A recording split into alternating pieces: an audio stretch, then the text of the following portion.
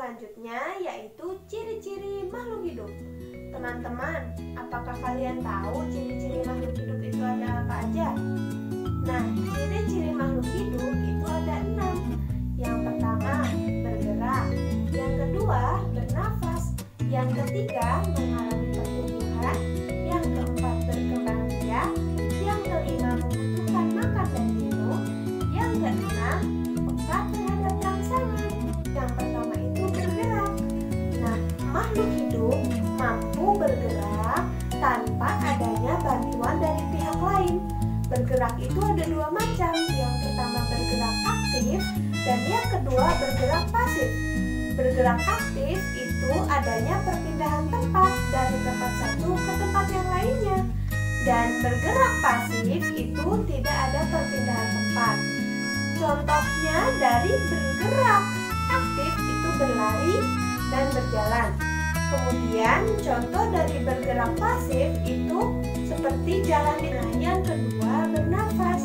Manusia dan hewan bernafas dengan menghirup udara yang mengandung oksigen dan mengeluarkan karbon dioksida. Tumbuhan mengalami pernafasan yang berbeda. Pada siang hari, tumbuhan menghirup udara yang mengandung karbon dioksida dan mengeluarkan oksigen. Sedangkan di malam hari, tumbuhan menghirup udara yang mengandung oksigen dan mengeluarkan karbon dioksida. Manusia bernafas dengan paru-paru, ikan bernafas dengan insang, dan tumbuhan bernafas dengan stomata. Yang ketiga, mengalami pertumbuhan. Pertumbuhan adalah bertambahnya tinggi badan dan berat badan. Pertumbuhan pada manusia dipengaruhi oleh makanan dan minuman, juga kebiasaan olahraga. Contoh perkembangan pada manusia diawali dari bayi, anak-anak, remaja, dewasa, dan tua. Kemudian pada hewan yaitu ayam, dimulai dari ayam dewasa, telur, telur embrio, telur menetas, dan anak ayam. Kemudian pada tumbuhan dimulai dari biji, kemudian kecambah, daun muda, dan tumbuhan dewasa. Yang keempat adalah berkembang biak. Berkembang biak adalah kemampuan makhluk hidup untuk menghasilkan keturunan.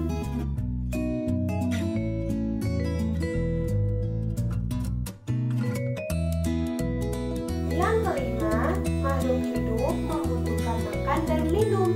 Makhluk hidup memerlukan makanan dan minuman yang bergizi, sehat, dan bersih, sehingga tubuhnya memperoleh energi yang cukup untuk melakukan aktivitas.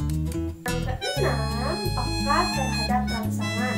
Kepekaan makhluk hidup terhadap rangsangan itu berbeda-beda. Contohnya ketika mata kita silau karena mendapat rangsangan cahaya matahari, dan pada tumbuhan contohnya seperti tanaman putri malu. Ketika ia mendapat rangsangan atau disentuh, maka ia akan menutup daunnya. Nah, itu adalah materi yang bisa saya sampaikan. Semoga bermanfaat untuk semuanya. Terima kasih. Wassalamualaikum warahmatullahi wabarakatuh.